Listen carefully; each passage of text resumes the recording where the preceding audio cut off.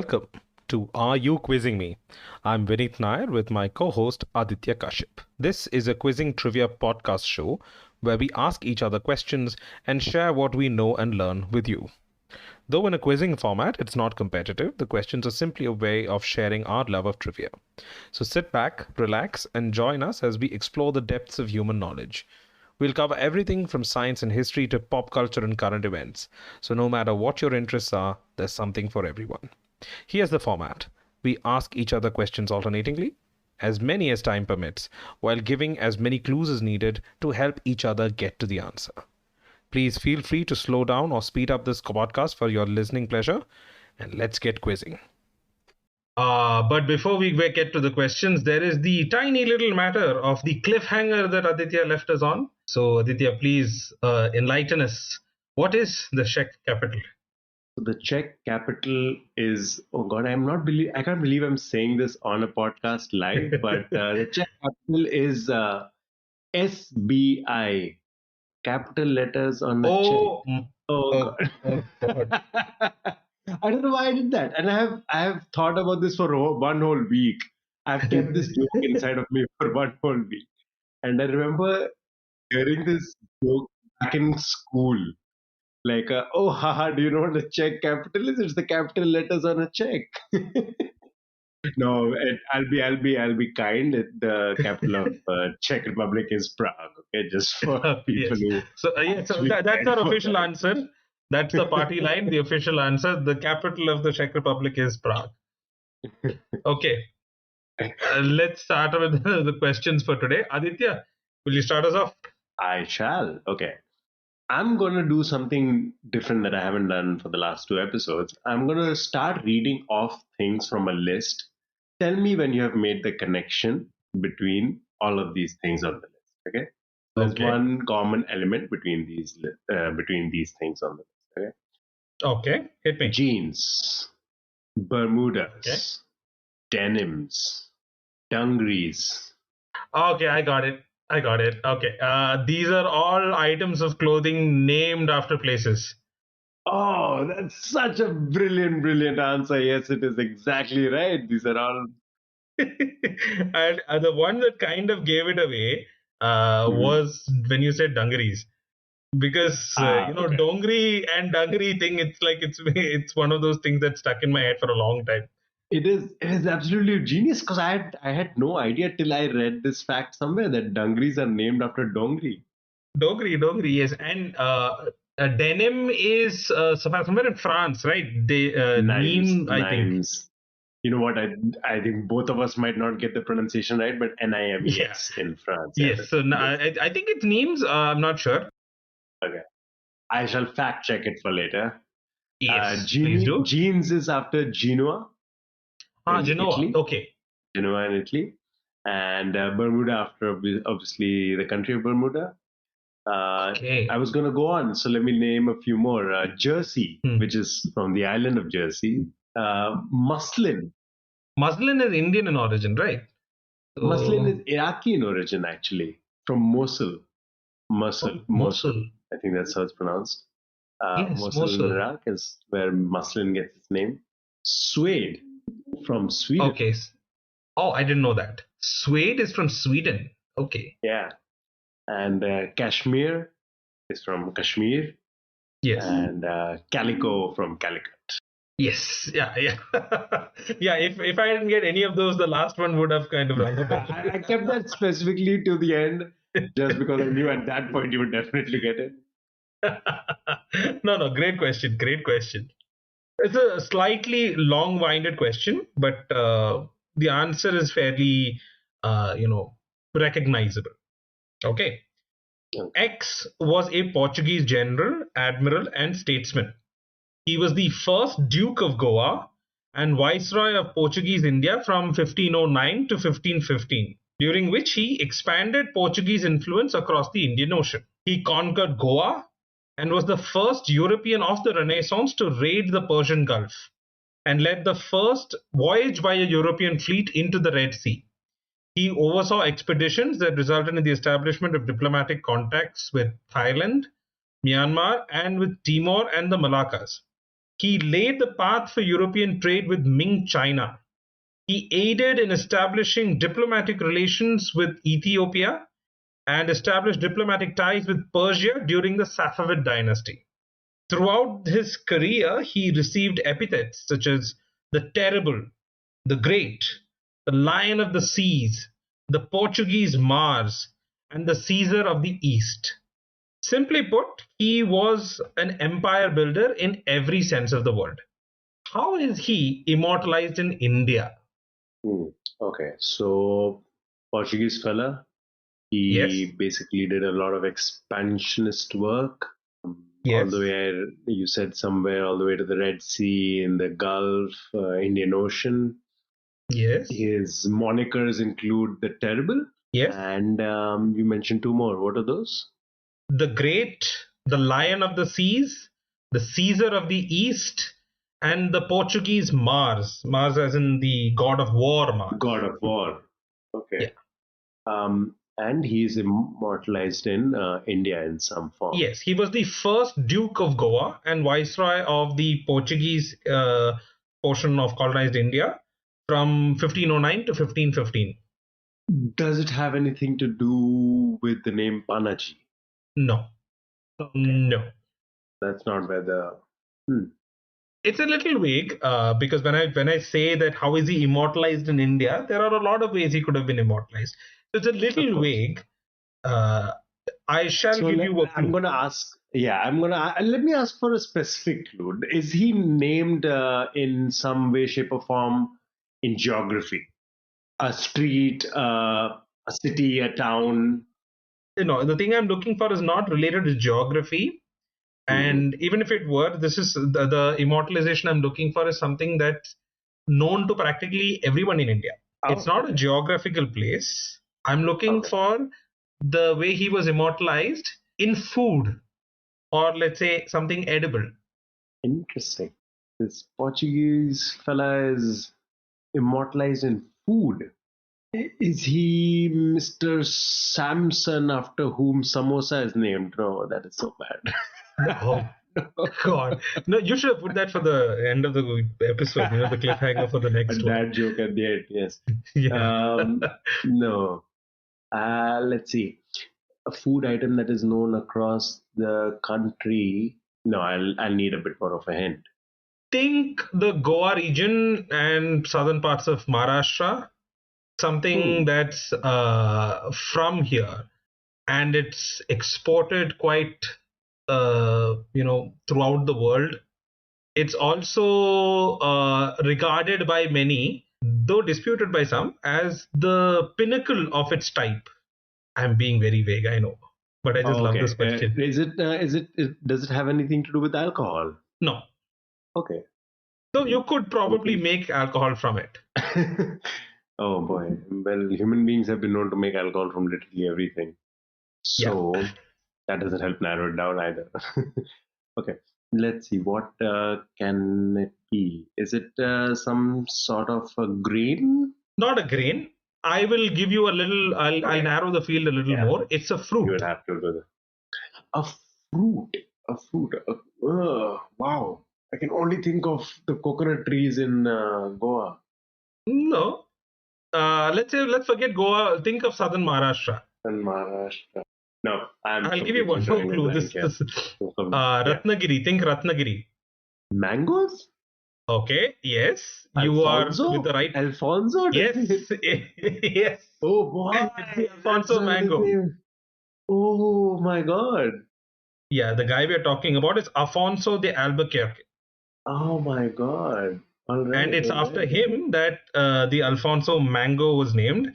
Jesuit missionaries introduced grafting on mango trees in Portuguese Goa to produce Okay. varieties like the Alfonso.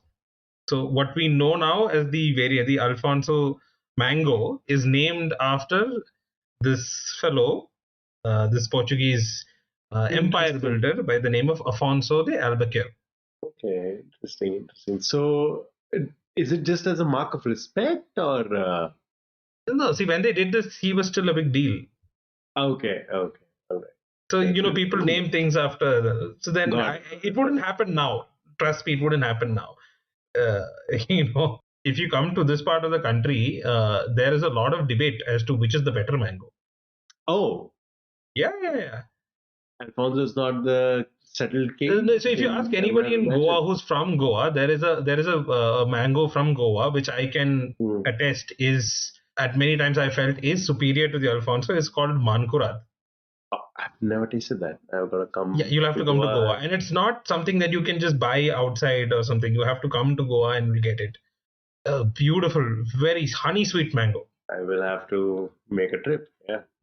And you did mention that there is possibly alcohol made from mangoes, and I have no clue if there is any. Yeah, so in parts of Goa and a few pubs and all, I have seen mango beer, as in they've used Hmm. Alfonso mango essence in the beer or something. Oh, okay, okay. And Got I do know that flavor. certain types of mangoes have been used to make spirits by, Ah, but okay. those are like high up in the hills, where people have their own stills and whatnot. Right. And it's a fruit with sugar. You can distill alcohol from practically anything with sugar. Basically, do that. Yeah. Okay. So that was your question, and that means it's my turn. Yes. Let's go back to 1830. Whoa. Sarah Hale was a teacher Hmm. who was inspired by an incident that happened in her classroom.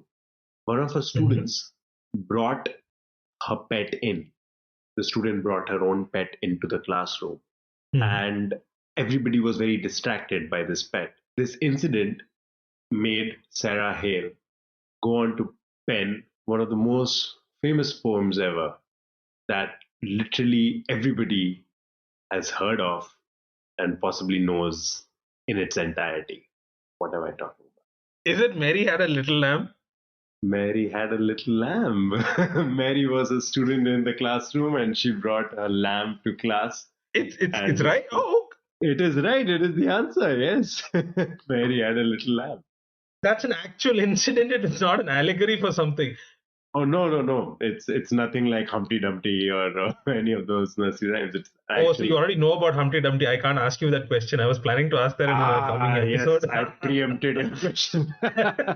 No, it is an actual incident that happened to Sarah Hale, and she wrote the poem inspired by that. Do you also know the other trivia attached to this with regards to Edison? Edison, wait, his what was that thing? His phonograph. I think that he did made a recording of Mary Had a Little Lamb on his phonograph. It is the first audio recorded by Edison on his newly invented phonograph in Ah, 1877. Yeah. nice, nice, nice. I did not know that. I sometimes go on these kind of rabbit hole things where I try to figure out. So the other day I was planning to, go through a lot more of these nursery rhymes because many of them are allegories for, something that's happened historically. The Pied Piper and Humpty Dumpty and all those. Okay. But this is literally somebody brought a lamb to school. That's exactly what happened there. Yeah. The lyrics have changed, obviously, but the original one was Mary Had a Little Lamb. Mary Had a Little Lamb. Nice. Let's move into cinema, right? So Perfect. this film was initially going to be called High Jump Okay. because there was a subplot about the protagonist's inability to achieve the high jump. Later, this was cut from the movie, Okay. and because of that, the name was also changed. The Mhm. original inspiration for this movie was a specific instance in the life of legendary filmmaker Akira Kurosawa, which is Oh, mentioned in his autobiography. I see. Identify the movie. Movie was going to be called High Jump because the character cannot jump very high, and it's inspired by Akira Kurosawa's life incident, some incident in Kurosawa's life. Yeah, so the original script or the original storyline for the movie had this subplot about Oh, okay. the protagonist wanting to achieve the high jump but not being able to, and because of that, the movie was also named. The initial name was High Jump, but when they Okay. cut that particular subplot from the script, they had to change Ah, the name as well. And so they got it. changed it to the name that we now know it by. Okay. The entire movie was inspired by an incident from Akira Kurosawa's life, which he's mentioned in his autobiography. Got it. Yeah. Um. Okay. Give me some sense of when was this movie released? 2007. 2007. Wow. 2007. Is it an English film? No, Ah, it's not an English film. Is it an Indian film then? it is an Indian film. It is an Indian film. I'll go a step further. It is a Bollywood film. Bollywood film, so Hindi film from 2007. Oh boy. No, I would need more. I have no Okay. context to this at all. This was directed. Mhm. There is a little bit of controversy, but let's just say that when you watch the movie, the credits for director is also that of the Ah, okay, main okay. actor. I got it. I got it. As soon as you said the Okay. controversy, I got it. Okay. Is it Tare Zameen Okay. Par? Yes, it is Tare Zameen Par. Ah, okay. So initially, the film was basically to retain the short story. It was based on short story, and the short Hmm. story's title was High Jump, which I see. referenced Ishan's inability to achieve the high jump in the gym class. I This see. was filmed but later cut. In the Okay. planned ending, the original planned ending, there would be a ghost image which separates from Ishan after the art competition, and this ghost will Hmm. run to the sports field, and there'd be a freeze frame of Ishan's ghost image successfully making the leap. Amir Okay. Khan disliked the proposed ending and convinced Amol Gupte to rewrite it. Okay. Without now that the working title no longer relevant, they changed the title to Tare Zameen Par. The original Oh, okay. inspiration for the short story and the movie was the childhood of Japanese filmmaker Akira Kurosawa, who did poorly in school. The goal Right. was to explore the story of a child who did not fit into the school stream. And there's a specific moment in Kurosawa's biography where he began to excel after meeting an attentive art teacher. Okay. And this scene became the inspiration for the entire movie as to how a movie and the short story as to how a teacher could transform the life of a student. Right. Fascinating. Okay. Interesting. Interesting. And the teacher was inspired by an actual teacher, right? The real life Yeah, art so teacher Akira of the. Kurosawa had an attentive art teacher. But I thought it was an Indian art teacher, wasn't it? Oh, then maybe I'm misremembering No, something. But I thought the it was. inspiration behind this, the inspiration, the Mm-hmm. incident that kind of the inciting incident which Mm-hmm. sparked the story and then the movie was Mm. an incident from Kurosawa's biography. Okay. Okay. Great. Fantastic. Love that. Love that. I Piece of purposely did trivia. not want to ask this during the India episode because in Oh, it would that's obviously. news for our Oh yeah, listeners. spoiler alert. Sorry. We're doing an India episode, which should be a fourth episode. It should Yes. come out on Republic Day. So please Yes. keep a listen for that. Yeah. Fantastic question, Reed. All right, so that brings my question up. Okay, so let's go back to World War II, right? Okay. And in June of 1942, in the Hmm. Libyan desert, there was a Battle of Gazala, and the British suffered a devastating defeat in it, and which brought the morale down of the entire army, and everybody was almost about to give up. There was one small thing that they did which helped boost the morale up again. The British Army decided to implement. This was a new change that they brought to the tanks. So, what change was this that they brought inside the tanks? Okay. I think I know the answer, and if I do, I'm going to flex. This Please is give an when answer. the British started putting kettles inside the tanks so that the officers could brew tea inside the tanks without having to come out. I have no words. I have no words. You have blown me away very much. That flex was very well deserved. Yes, that is the exact right answer. There's a World War II historian, James Holland, and I love this quote.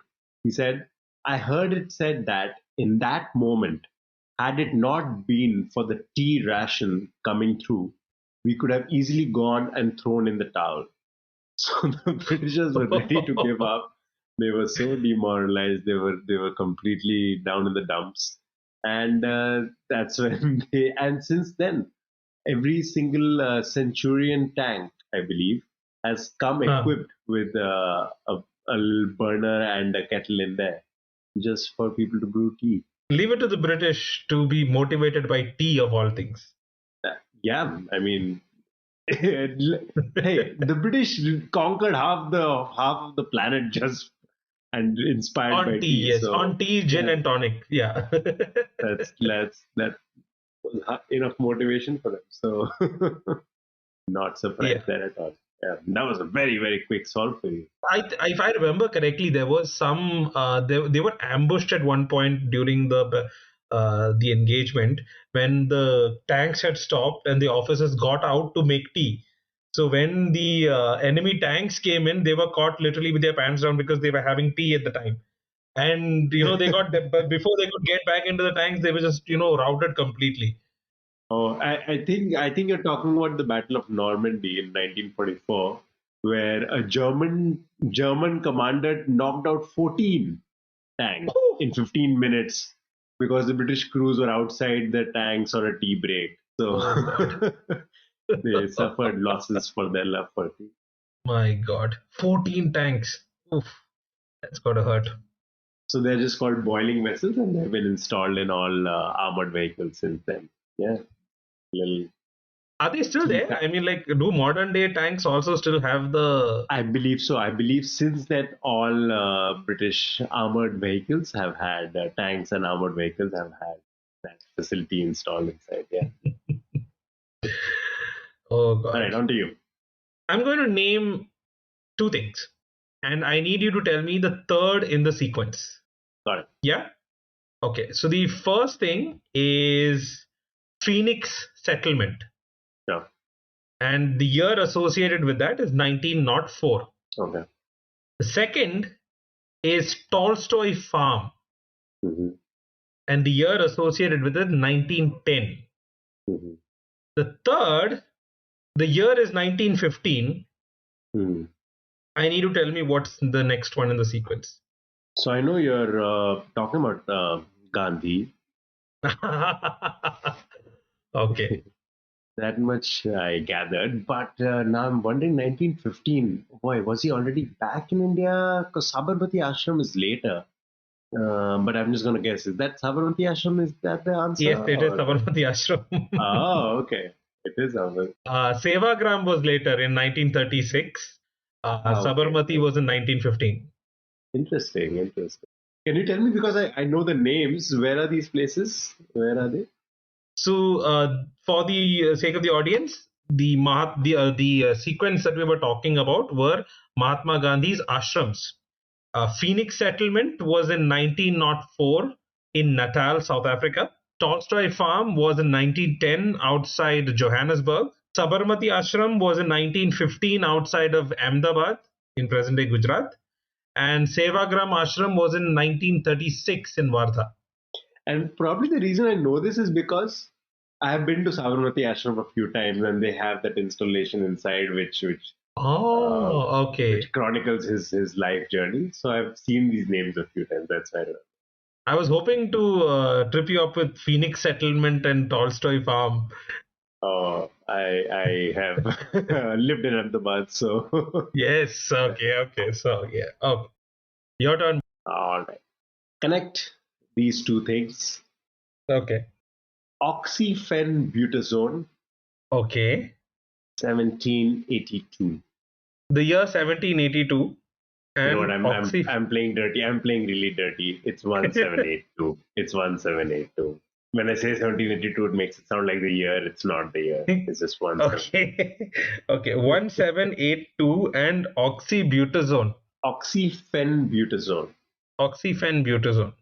Oxyphenbutazone and the numbers 1782. Are those in a group or should I be looking at one separately, seven separately, eight, and then two? 178. Combined.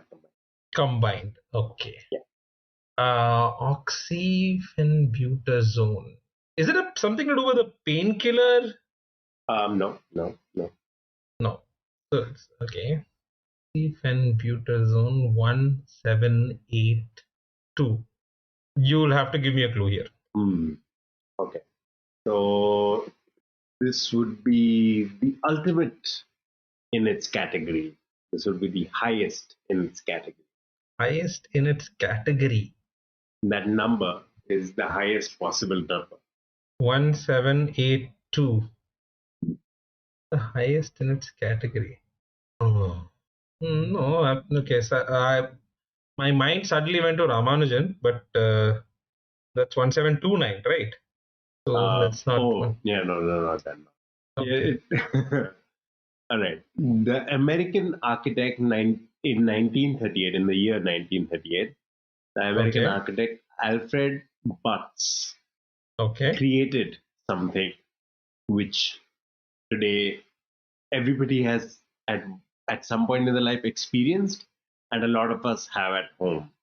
And that's where you would find this particular connect as well. You told me it's not a painkiller, right? Because I'm going Oh, back to that. no, Okay. It's not a drug of any nothing to. sort. Well, I believe the Yeah, compound it is is a used in chemical. drugs. Yeah, you would know that better than me, but no, that's not Yeah. going with this. No, it's not clicking. Mhm. An American architect, Yeah, and we've all experienced this, is what you're we have saying. all experienced this, and a lot of us might have it in our homes as well. He created this by doing a frequency analysis from various sources, including the New York Times. He did a frequency analysis from various sources, including the New York Frequency Times. analysis, that will be. Wait, we're not talking about blood temperature. No, that was No, much earlier. no, No, no, that study no. was in the 1800s. You're a bit cold right now. You're a bit cold right now. Okay. Yeah. So then I have to go back. Think entertainment. Think entertainment. It's not science. Entertainment. Yeah, it's not science because I know you're going veering towards the science side. Yeah, I'll obviously, bring when you you say back to. oxyfen-butazone, Yeah. I go to I love science. it. I love it because it comes completely. No, out of I'm loving the- this question. I'm loving this question. It's given me nothing so far. Okay.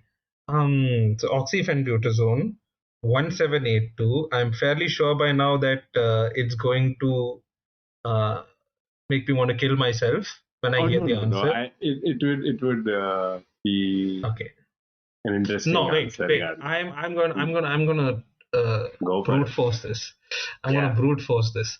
Okay. So American architect, Mm-hmm. frequency analysis. Mm-hmm. I didn't tell you what he was doing the frequency Scrabble, analysis is for, it right? Scrabble? It is Scrabble, yes. It's Scrabble, the yes. highest. A frequency analysis, the New York Times letters, the frequency of the letters. Yes, this is Scrabble, That is a brilliant oxyfen-butazone. crack. I have to give it to you. That is a brilliant crack. Scrabble is the answer, yes.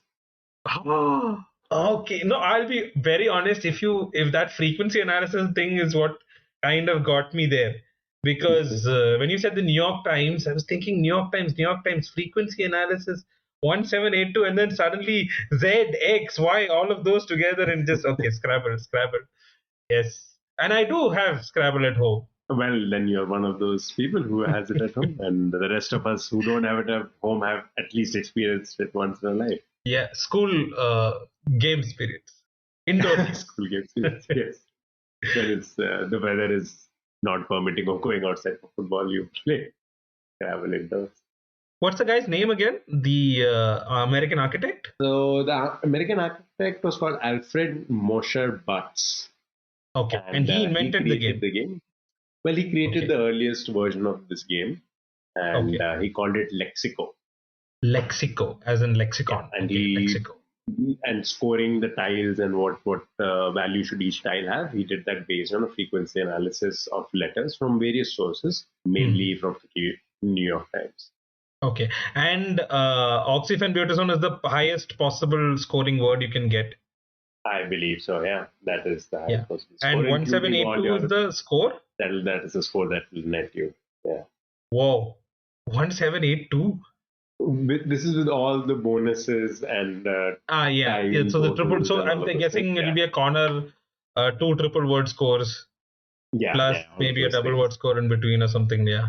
Because you have your X and your Y and your Z, that is Yeah. going to net you some Oh yeah, high that it scores will right go pretty high. Yeah. Brilliant question. Brilliant question. That was I so far my favorite of today. there. It's an obsolete anti-inflammatory medication, apparently, Ah. which I have no context to that you would know much better than me. But No, yeah, this was. it sounds very familiar from my maybe pharmacology classes maybe a decade or so ago. So uh, I knew it was something. It's a painkiller of some sort or an anti-inflammatory of some sort. Yeah. Okay.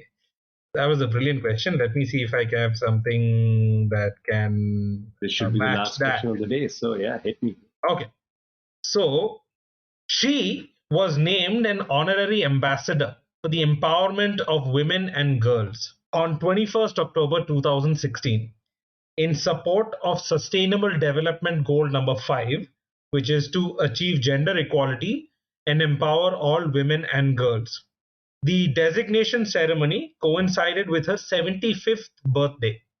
However, many UN staffers protested, stating that she is not culturally encompassing or sensitive, and raised objections about her image, clothing, and a lot of other things. On October 21st, the UN relented and stripped her of her role as honorary ambassador, leading the Guardian newspaper to sport the headline, "One Less Woman in Politics." Who am I talking about? In 2016, it coincided with her 75th 75th birthday. birthday. So this is somebody who was alive in 2016. And am I, was this person not alive in 2016? No, I'm not. Oh, I is that haven't said too much of a anything. giveaway? Okay. I was trying to read your expression. Fine. Okay. All right. We need, if that's how you want to play this, let me do a little bit more brainstorming. Okay. 2016, 75th birthday, one less person in politics. Is that what you said? That's what the Guardian newspaper said. One less person in politics. Yes, one less woman in politics. One less woman in politics. That was the headline. One less woman in politics. Do you want me to go through the question once Hmm. again to kind of No, I encapsulate for roughly you? got it. I got it. As an Okay. ambassador for female equality. Gender equality and empowerment Gender of women and equality. girls. Gender equality and empowerment of women and girls. No, I'll need more hints. I got the question, but I need more hints. Okay. This is going to kind of give it away, but one of the biggest complaints was regarding her clothing. So when you said clothing, I was thinking, is it Barbie by any chance? No, it's not Barbie. Okay, but yeah, that doesn't make sense for I politics. I don't know if Barbie has specifically. ever held this position because uh, some people have, some other people have, but no, Hmm. not Barbie. One less woman in politics. Is it got to do with? I'm because the only reason I'm thinking of not an actual person is because you refuse to answer if this person is alive or dead. So I'm guessing it is a fictional Technically, character. this person is alive. Technically, this person is alive. Well, in the lore, I guess this person is still alive. Okay, let me think. 75 years, 2016, 1960s, right? Oh, 1960s. Is it Wonder Woman? It is Wonder Woman. Oh, okay, Wonder Woman. Because I believe it, yeah, 1950s, 1960s when Wonder Woman was first came in. So, Okay. so let me just tell you the story, right? Hmm. So she was Please. named as the honorary ambassador for empowerment of women and girls. Okay. And then what happened was 44,000 people signed a Mhm. petition that claimed to have been started by concerned United Nations staff members calling on Oh, UN okay. Secretary General Ban Ki-moon to appoint a Uh-huh. non-fictional woman to the role. I Okay, and I quote, "It is alarming that the United Nations would consider using a character with an overtly sexualized image at a time when the headline news in the United States and the world is the objectification of women and girls. Hmm. Her scanty Hmm. clothing, a shimmery thigh bearing bodysuit with an American flag motif and knee high boots, meant that deploying her as a role model for the UN was culturally insensitive in many parts of the world.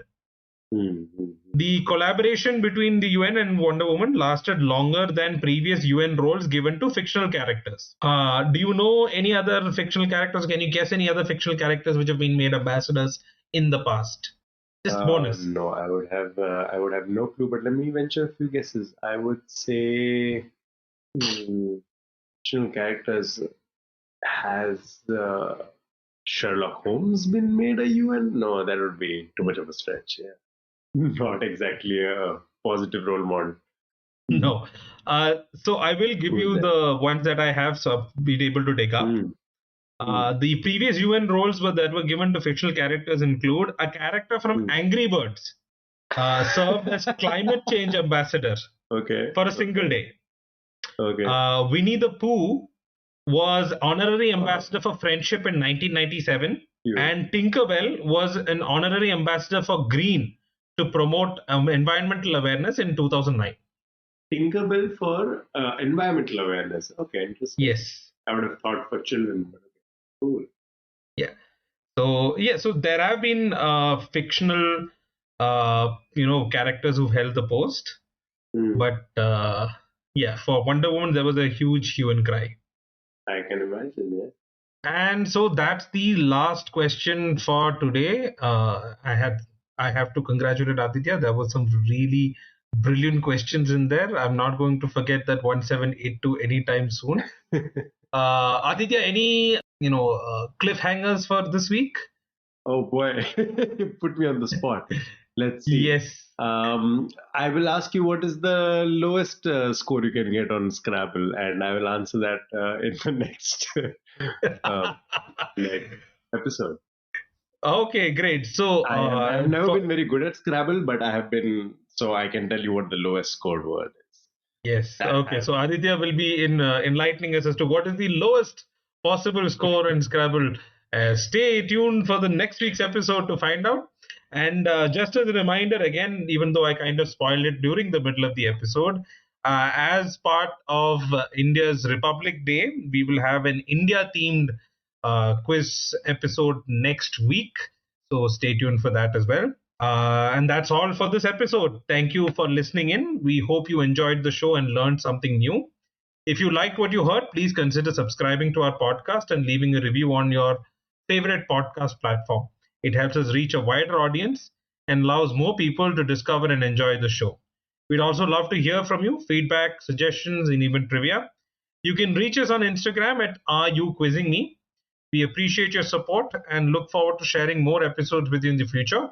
Before I sign off, finally, let me say that please stay after the musical sting for our fact checker general, Mr. Aditya Kashyap, who will be coming for the fact check for this week's episode.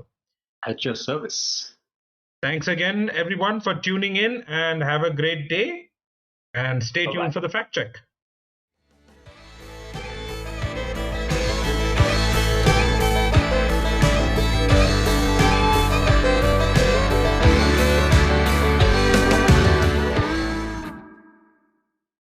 And here's the fact check for the episode. In Tare Zameen Par, Amir Khan's character was called Nikum, which was an homage to Amol Gupte's art teacher, the late Sri R.S. Nikum. Gandhiji's first ashram did open in 1915, and it was called Satyagraha Ashram. However, when he wanted to expand to include various activities such as farming and animal husbandry, he needed additional land, and so on 17th June 1917, the ashram was relocated to the banks of the river Sabarmati, and it came to be known as Sabarmati Ashram. The highest scoring word in Scrabble, oxyphenobutazone, has from various sources scored 1778 points, 1782 points, 1784 points. However, the most reliable source claims it is 1778 points and not 1782 points. And that's all for the fact check.